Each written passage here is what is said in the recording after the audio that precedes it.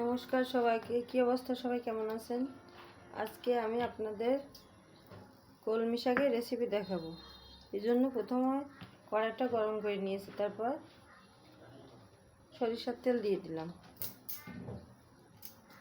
এরপর আগে থেকে কেটে নেওয়া আলু, পেঁয়াজ, কাঁচামরিচ এবং রসুন কেটে ধুয়ে রেখেছিলাম, সেটা ছেড়ে দেবো। দিয়ে এবারে একটু নাড়াচাড়া করে নেব।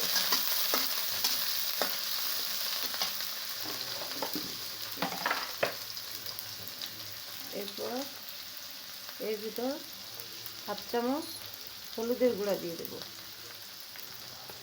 দিয়ে আবার নাড়াচাড়া করে নেব।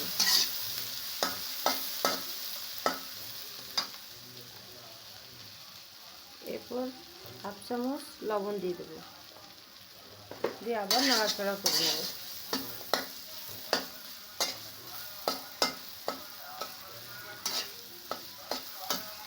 আলুটা একটু ভাজা ভাজা হলে পানি দিয়ে দেব, সামান্য পানি।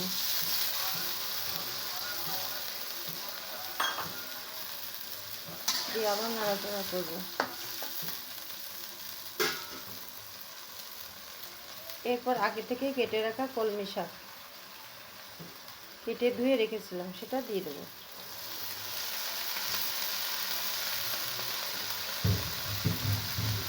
দিয়ে আবার নাড়াচাড়া করে নেব।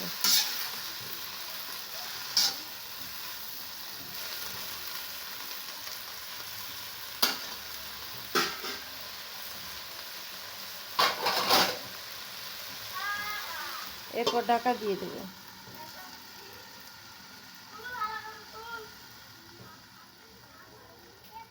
এরপর জাল কমিয়ে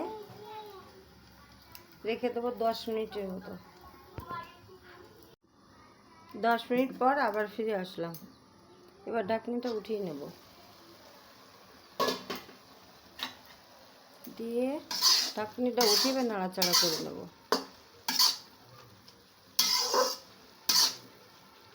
প্রায় হয়ে গিয়েছে শাকটা আমার।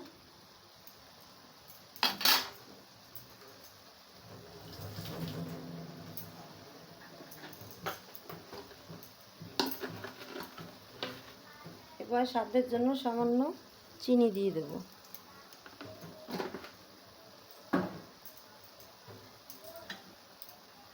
এবার আবার একটু নাড়াচাড়া করে নেব।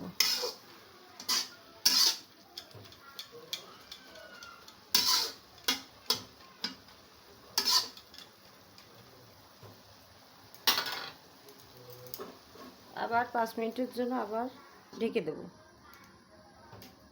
দিয়ে আঁচটা একদম কমিয়ে দেব।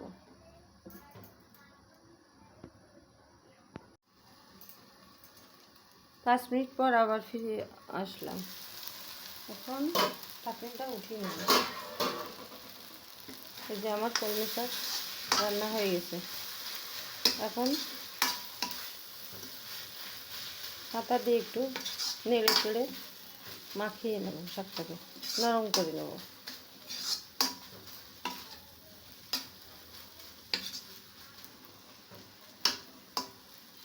এই যে আমার রান্না হয়ে গেছে।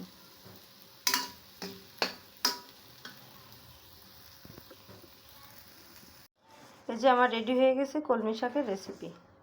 আলু দিয়ে কলমি শাক, খুব মজাদার।